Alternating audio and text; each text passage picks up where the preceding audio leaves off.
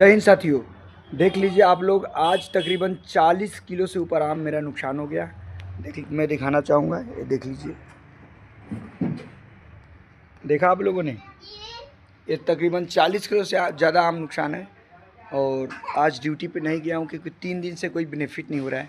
दोस्तों, वीडियो को थोड़ा दबा के शेयर कर दीजिए प्लीज़। एक आपका उंगली का इशारा हो सकता है can be change my life, हो सकता है मेरे जीवन को परिवर्तित कर सकता है। आपका एक उंगली का इशारा है। वीडियो शेयर कर दीजिए दबा के। Thank you.